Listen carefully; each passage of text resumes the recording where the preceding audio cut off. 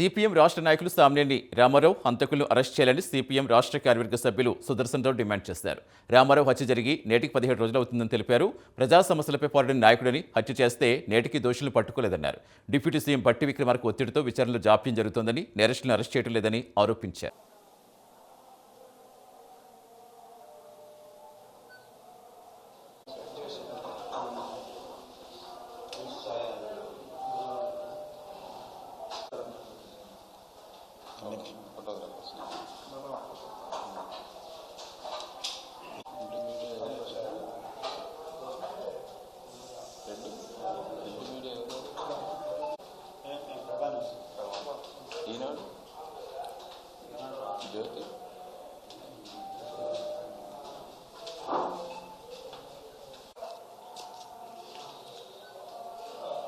Friends అందరికీ నమస్కారం.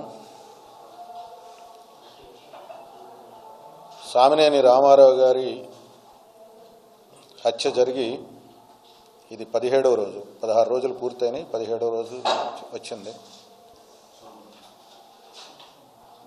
రామారావు గారు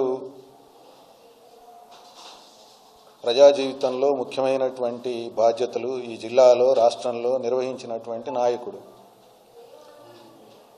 ఆ గ్రామ సర్పంచ్గా 3 సార్లు పనిచేశారు.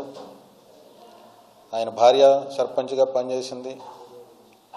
సిపిఎం పార్టీ ఖమ్మం డివిజన్ సెక్రటరీగా పనిచేశారు. జిల్లా కమిటీ సభ్యులుగా పనిచేశారు.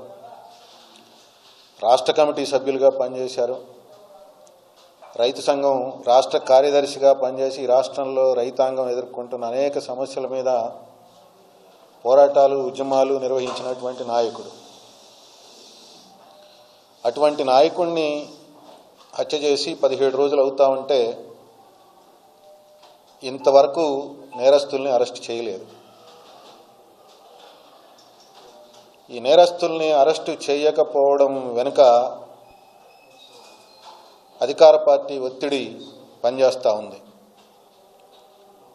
పోలీసు యంత్రాంగం అధికార పార్టీ ఒత్తిడి, ప్రత్యేకించి ఈ హత్య మధిర నియోజకవర్గంలో జరిగింది కాబట్టి మధిర నియోజకవర్గ శాసనసభ్యులు,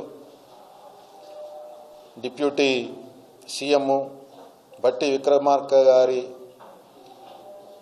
ఒత్తిడి మేరకు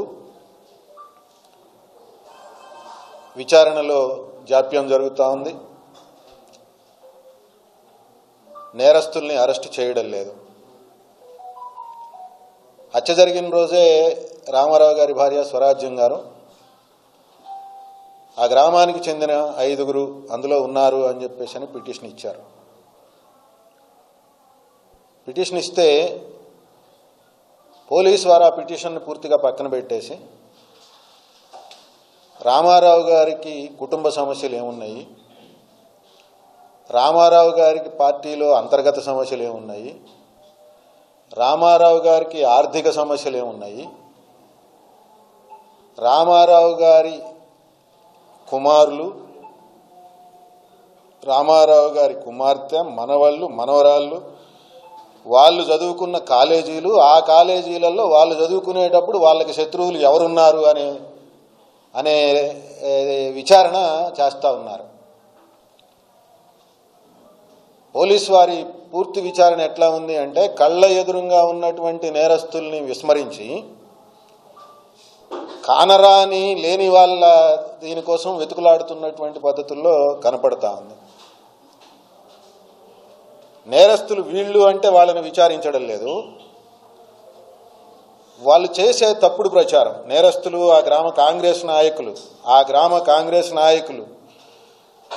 ఆ నియోజకవర్గ అట్లాగే ఈ జిల్లాలో ఈ హత్య జరిగిన వెంటనే ప్రెస్ మీట్ పెట్టినటువంటి కాంగ్రెస్ నాయకులు ఏ తప్పుడు ప్రచారాలు అయితే నిర్వహించారో ఆ తప్పుడు ప్రచారాల వెంట పోలీసులు విచారణ చేసుకుంటూ వాటిని నమ్ముకుంటూ వెళ్తూ ఉన్నారు.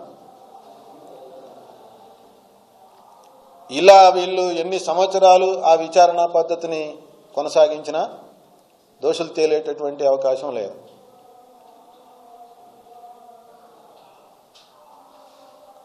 అసలు పోలీసు ఉన్నతాధికారులే, ఇక్కడున్న సిపి గారే